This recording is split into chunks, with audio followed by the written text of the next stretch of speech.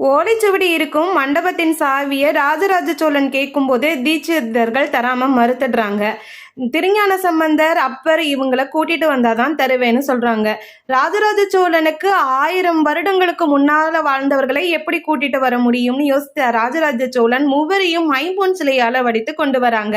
மூவரும் வந்துட்டாங்க, சாவிய கொடுங்கன்னு சொல்லும் போது இவங்க வெறும் சிலை தானே அப்படின்னு சொல்றாங்க. அப்ப அம்பலத்தில் ஆடிக்கொண்டிருக்கும் சிவபெருமான் உங்களுக்கு சிலை என்றால் இதுவும் சிலைதான் அப்படின்னு ராஜராஜ சோழன் பதில் சொல்றாரு. இதுக்கப்புறம் யாராலையுமே எதுவும் பேச முடியாம சாவியை கொடுத்துடுறாங்க. அங்க இருக்கிற அறையை திறந்து ஓலைச்சுவடியை பார்க்கும்போது அங்க எல்லாமே கரையா அரிச்சிருச்சு.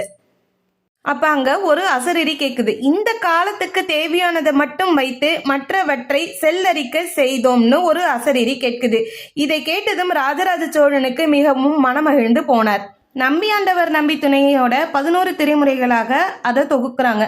தொகுத்த திருமுறைகளுக்கு பன்முறை அமைக்க திரு புலியூரில் இருக்கும் சிவபெருமானை வேண்டாங்க. திருநீலகண்ட பெருமானின் மரபில் வந்த பெண்ணுக்கு பண்களை அருளினோம் அப்படின்னு அசரீரி கேட்குது. அந்த பெண்ணை தில்லை கனக சபைக்கு அழைத்து கொண்டு போய் தேவார பதிகங்களுக்கு அனைவரும் முன்னிலையின் பண் அமைக்கிறாங்க. இன்று நாம் பாடும் தேவாரம் பண்களோட நமக்கு கிடைக்க செய்தவர் ராஜராஜ சோழன்.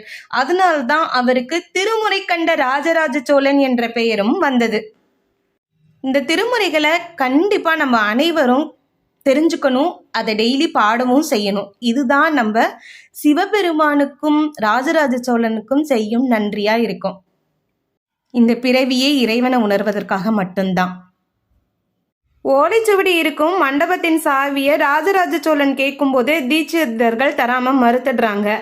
திருஞான சம்பந்தர் அப்பர் இவங்களை கூட்டிட்டு வந்தாதான் தருவேன்னு சொல்றாங்க. ராஜராஜ சோழனுக்கு 1000 வருடங்களுக்கு முன்னால வாழ்ந்தவர்களை எப்படி கூட்டிட்டு வர முடியும்னு யோசித்த ராஜராஜ சோழன் மூவரையும் ஐம்பொன் சிலையால வடித்து கொண்டு வராங்க.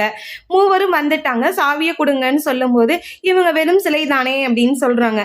அப்ப அம்பலத்தில் ஆடிக்கொண்டிருக்கும் சிவபெருமான் உங்களுக்கு சிலை என்றால் இதுவும் சிலைதான் அப்படின்னு ராஜராஜ சோழன் பதில் சொல்றாரு.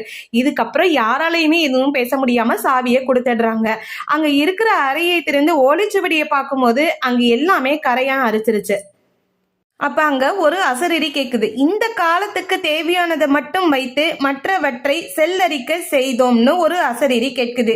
இதை கேட்டதும் ராஜராஜ சோழனுக்கு மிகவும் மனமகிழ்ந்து போனார். நம்பியாண்டவர் நம்பி துணையோட 11 திருமுறைகளாக அதை தொகுக்கிறாங்க. தொகுத்த திருமுறைகளுக்கு பன்முறை அமைக்க திரு புலியூரில் இருக்கும் சிவபெருமானை வேண்டாங்க. திருநீலகண்ட பெருமானின் மரபில் வந்த பெண்ணுக்கு பண்களை அருளினோம் அப்படின்னு அசரீரி கேட்குது. அந்த பெண்ணை தில்லை கனக சபைக்கு அழைத்து கொண்டு போய்